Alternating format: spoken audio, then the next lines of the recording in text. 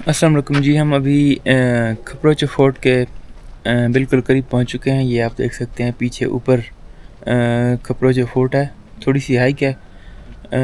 ऊपर जाके आपको वो फोर्ट दिखाते हैं और उसके बारे में जो मालूमात वगैरह हैं और उसकी जो तारीख़ी अहमियत है वो भी आपको बताएंगे इंशाल्लाह।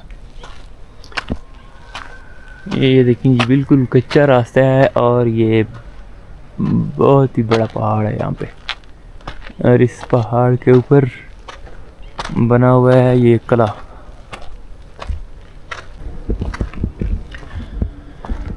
ये आप देख सकते हैं सामने सिटिंग प्लेस भी बनाई गई है, बहुत ही खूबसूरत। और यहाँ पे एक छोटा सा कैफ़े है।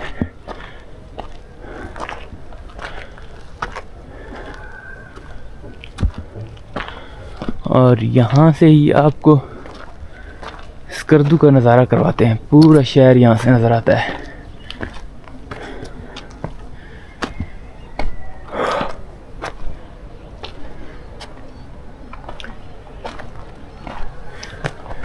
माशाल्लाह, ये है जी स्कर्दू।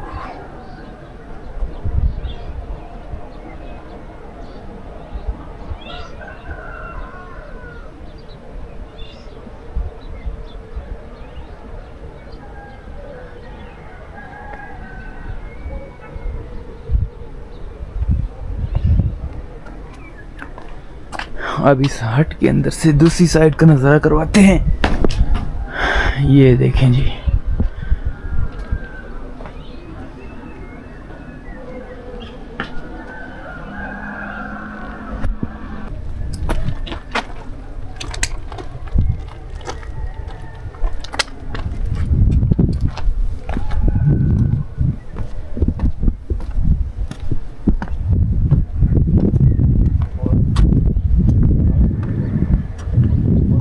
यहाँ से ये ट्रैक शुरू हो रहा है।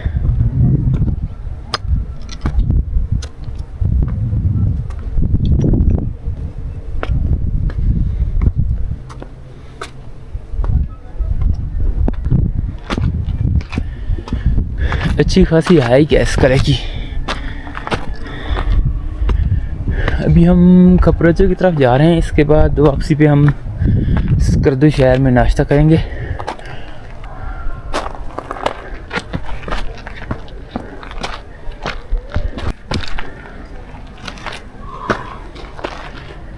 यहाँ पर ये इसकी हिस्ट्री लिखी हुई है।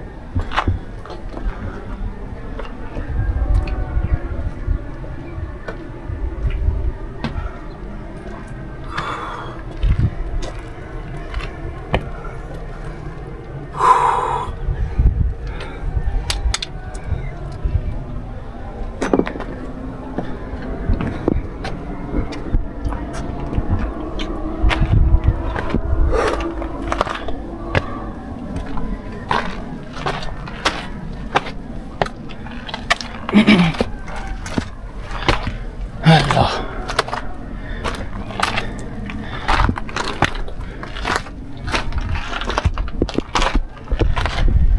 यहाँ पर अच्छा वो साइड पे ग्रिल लगा दिया इन्होंने, थोड़ा सा था खतरनाक।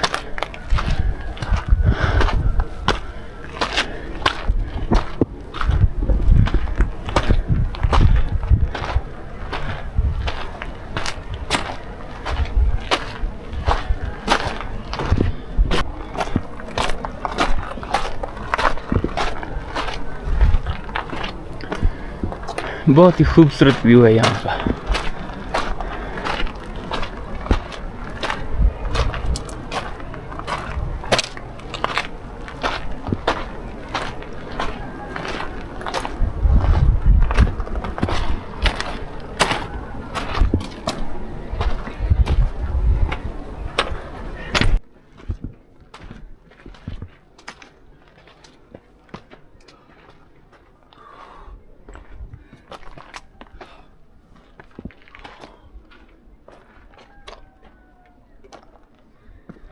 आगे थोड़ा डेंजरस है रास्ता, आगे थोड़ा ये ट्रैक थोड़ा सा खतरनाक है।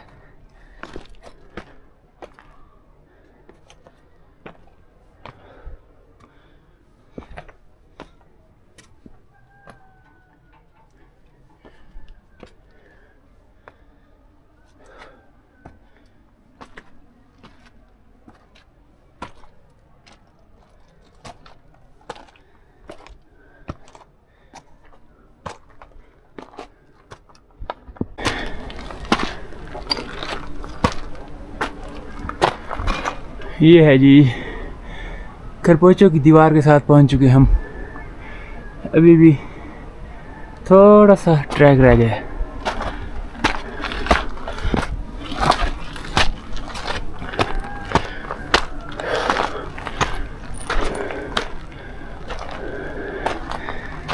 लगता है कि दरवाज़ा बंद है, देखते हैं, अल्लाह करे खुला हो। इतनी मुश्किल ट्रैक पर हाइक की है तकरीबन कोई 10 से 15 मिनट। आगे लगा हुआ ताला ही है, दरवाजे को लॉक लगा हुआ है।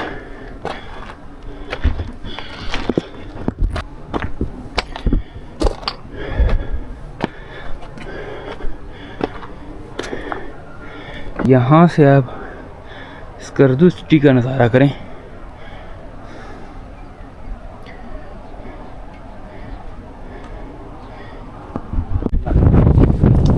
सर टिकट का पैसा दे देना।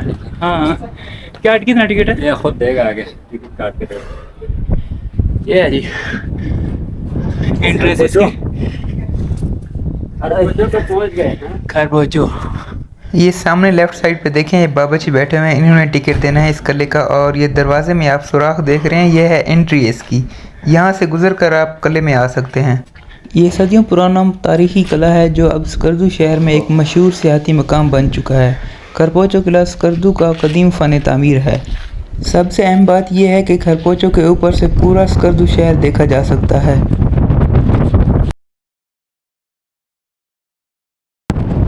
किला शहर से तकरीबन 40 मीटर की बुलंदी पर एक पहाड़ पर खड़ा है। ये किला दरिया सिंध के किनारे वाक़ है। इस किले के करीब दरिया सिंध में शिगर नदी का संगम है। इस जगह की अपनी शोहरत है, जिससे पता चलता है कि बादशाह और मलका अपने ख़ानदानों के साथ कैसे रहते थे।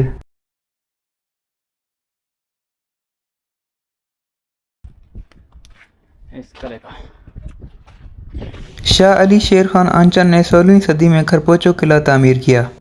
पुराने ज़माने के बुनियादी ढांचे में दर्जनों छोटे और बड़े आरामदेह कमरे हैं जो बड़ी बाउंड्री वॉल से ढके हुए हैं।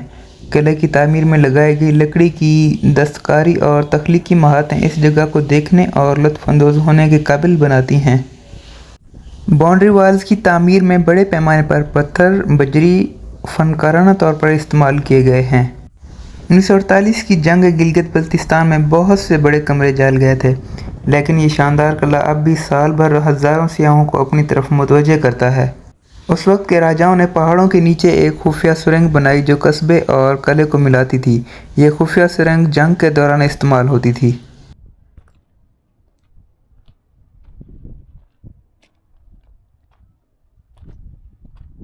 अभी मैं जिस जगह पर वॉक कर रहा हूँ, ये दीवार के साथ कमरों की छतें हैं। इस चारों तरफ दीवार के साथ ये कमरे बने हुए हैं। किला की तारीख में कई अहम जंगें और लड़ाइयाँ शामिल हैं जो मकामी हुक्मरानों और बैरूनी ताकतों के दरमियान हुई थीं। इन जंगों का मकसद इलाके पर कब्ज़ा, ताकत का हसूल और रियासत की सरहदों की तौसीह था। ख़ास तौर पर मकबून अली शेर खान अंचन के दौर में खरपोचो किला ने कई जंगों की क़यादत की। अली शेर खान अंचन एक नहायती ताकतवर हुक्मरान थे जिन्होंने अपनी हुकूमत को स्कर्दू से बाहर लद्दाख, चित्राल, बल्तिस्तान और कश्मीर तक फैलाया। इनकी फ़ौजी फतवाहत के नतीजे में खरपोचो किला एक अहम फ़ौजी मरकज़ के तौर पर उभरा। इस दौर में मकबून ख़ानदान ने न सिर्फ अपने इलाके की हिफाजत की बल्कि दीगर इलाकों पर भी हमले किए और इनको फ़तह किया। लद्दाख के साथ मकबून हुक्मरानों की जंगें किले की तारीख़ का एक अहम बाब हैं। अली शेर खान अंचन ने लद्दाख के इलाके पर फ़ौजी मुहिम्मात चलाईं और वहाँ के राजा को शिकस्त देकर लद्दाख पर अपना कंट्रोल कायम किया। इन मुहिम्मात के दौरान खरपोचो किला स्कर्दू में दिफा और हमले की मनसूबाबंदी के लिए इस्तेमाल होता रहा। लद्दाख के साथ ये जंगें ख़त्े में मकबून ख़ानदान के गलबे को मजबूत करने में अहम साबित हुईं। मकबून हुक्मरानों ने बैरूनी हमला आवरों ख़ुसूसन वस्त एशिया से आने वाले हमला आवर कबाइल के ख़िलाफ़ भी कई जंगें लड़ीं। खरपोचो किला ने इन जंगों में अहम किरदार अदा किया क्योंकि इसकी बुलंद मकाम पर वाक़ दीवारें दुश्मन की फ़ौजों को रोकने के लिए इंतहाई मुअस्सर साबित होती थीं। इन लड़ाइयों के दौरान किला ने स्कर्दू को कई बार हमलों से महफूज रखा। 19वीं सदी में जब कश्मीर के डोगरा हुक्मरानों ने गिलगित बल्तिस्तान के इलाकों पर कब्ज़ा करने की कोशिश की तो मकामी हुक्मरानों ने किला से अपनी दिफाई हिकमत अमली तैयार की। ताहम डोगरा फ़ौजें ज़्यादा ताकतवर थीं और बिल आखिर इन्होंने इस खिते को अपने ज़ेर तसल्लुत कर लिया। डोगरा हुकूमत के दौरान मकबून ख़ानदान की मकामी ताकत कमज़ोर पड़ गई और किला अपनी साबिक़ा अज़मत खो बैठा। डोगरा राज के बाद किला फ़ौजी एतबार से गैर अहम हो गया और इसे दिफाई नुक्ते नज़र से तर्क कर दिया गया। यूँ इसके बाद की जंगों में किले का कोई ख़ास किरदार नहीं रहा। 20वीं सदी में जब कश्मीर और गिलगित बल्तिस्तान के इलाके में मुख्तलिफ सियासी तब्दीलियाँ आईं तो किला तारीख़ का हिस्सा बन चुका था और इसका दिफाई इस्तेमाल तर्क कर दिया गया था। ये जंगें न सिर्फ खरपोचो किले की अहमियत को उजागर करती हैं बल्कि ये बताती हैं कि किस तरह इस किले ने मकामी हुक्मरानों को अपनी सरहदों के तहफ़्फ़ुज़ और रियासत की तोसी में मदद फ़राहम की।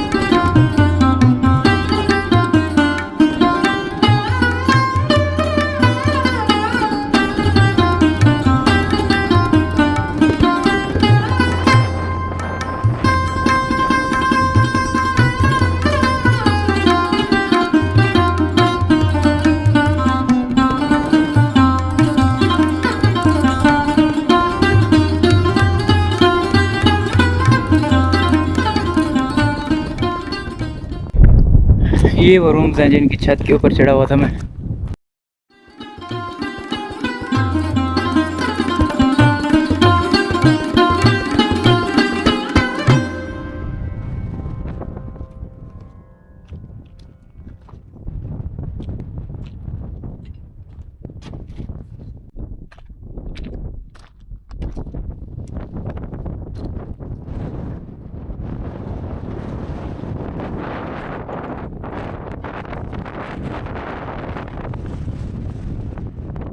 ये किले की एक चोटी है, देखते हैं कोई रास्ता अगर मिल जाता है तो इसके ऊपर जाते हैं। ऊपर से बहुत खूबसूरत नज़ारा होगा, दो तरफ से दरिया, एक तरफ से पहाड़ और एक तरफ से स्कर्दू सिटी। है तो मुश्किल रास्ता, ये हाइक थोड़ी सी है, खतरनाक सी है, लेकिन ट्राई करेंगे। आय हाय हाय,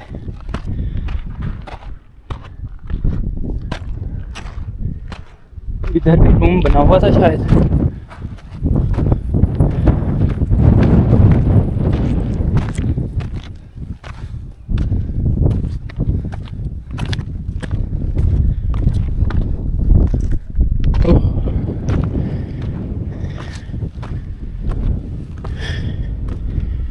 यह है जी इस किले की सबसे ऊंची जगह। शायद ये भी किसी कमरे की छत है। ये ऊपर छोटा सा रूम बना हुआ है। आहा हा, पहले आपको स्कर्दू सिटी का नज़ारा करवाते हैं यहाँ से।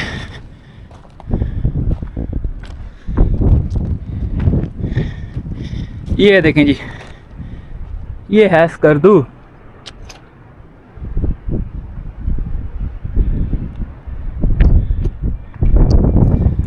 और इसकी दूसरी तरफ ये दरिया और इसके तीसरे तरफ भी ये थोड़ा सा डेजर्ट और ये दरिया, और इसकी चौथी जानिब ये पहाड़, बुलंद बाला चोटी। इसके ऊपर जाते हैं, थोड़ा सा और ऊपर जाएंगे। हाँ हाँ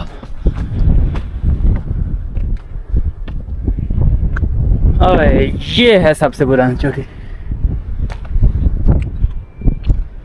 माशाअल्लाह।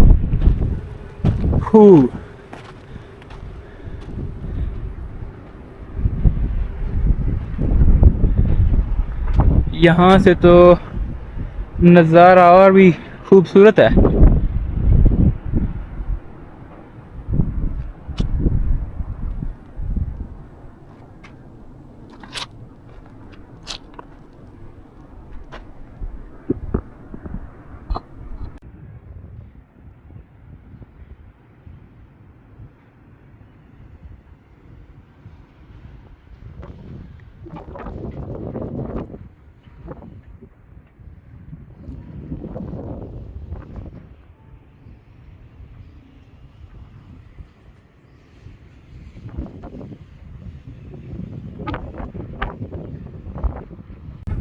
ये पीछे आप देख सकते हैं स्कर्दू सिटी है। ये इसके एक तरफ ये सिटी है यहाँ तक, और इसके एक तरफ ये दरिया है, आप देख सकते हैं ये पीछे दरिया है सारा, और इसकी दूसरी तरफ थोड़ा सा डेजर्ट है, और इस तरफ भी ये दरिया है, ये आपको नज़र आ रहा होगा।